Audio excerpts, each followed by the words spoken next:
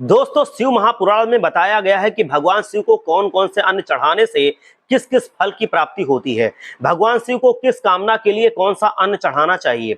शिव महापुराण में कहा गया है कि महादेव को पूर्ण भक्ति भाव से अक्षत यानी कि चावल चढ़ाने से लक्ष्मी बढ़ती है।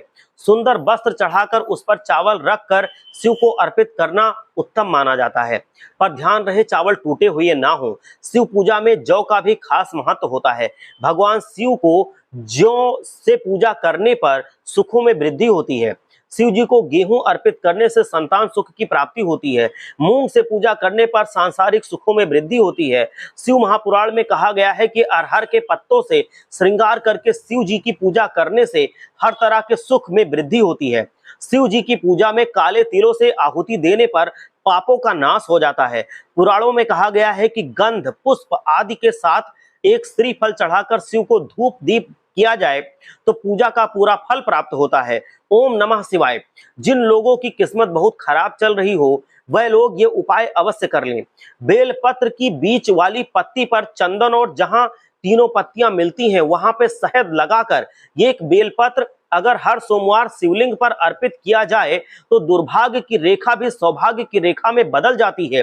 ये साधारण उपाय नहीं है। अतः जो व्यक्ति बेलपत्र की बीच वाली पत्ती पर चंदन और तीनों पत्तियां जहां जिस जोड़ पे मिलती हैं वहां पे शहद लगा के भगवान शंकर को हर सोमवार के दिन अर्पित करता है, उसका भाग्य कितना भी विपरीत क्यों ना चल रहा हो, उसकी किस्मत की रेखा कितनी भी विरोधी क्यों ना चल रही हो, भगवान शंकर देखते ही देखते सब कुछ ठीक कर देते हैं।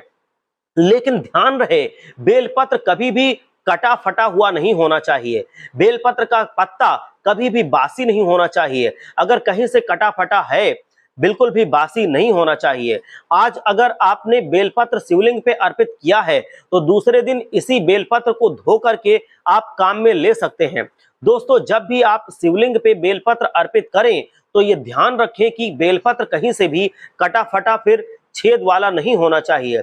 बेलपत्र बड़ा हो छोटा हो सकता है तो कोई फर्क नहीं पड़ता, लेकिन बेलपत्र को सदैव ही शिवलिंग पे उल्टा करके अर्पित करना चाहिए।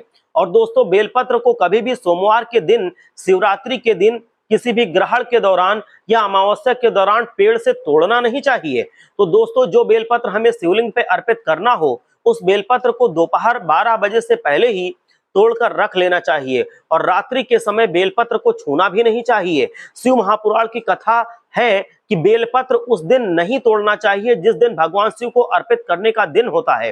अतः सोमवार के दिन बेलपत्र तोड़ने के बजाय एक दिन पहले यानी कि रविवार वाले दिन ही बेलपत्र को तोड़ करके रख लेना चाहिए। इसके अलावा महाशिवरात्रि पर हर माह की चतुर्थी तिथि, अमावस्या, ग्रहण के दौरान और सूर्यास्त के बाद भी बेलपत्र तोड़ने की मनाही है। दोस्तों, शिव महापुराण के अनुसार भगवान शिव को बेलपत्र अत्यंत प्रिय है। अगर आपको बेलपत्र नियमित रूप से नहीं मिल पा रहा है तो एक ही बेलपत्र को गंगा जल या फिर साधारण शुद्ध जल से भी धो करके चढ़ा सकते हैं। इससे भी पूर्ण लाभ मिलता है। इसके अलावा शिवलिंग पर दूसरों के द्वारा चढ़ाए हुए बेलपत्र को भी धोकर आप चढ़ा सकते हैं। भोलेनाथ की कृपा आप सब पर बनी रहे। हर हर महादेव। जय भोले।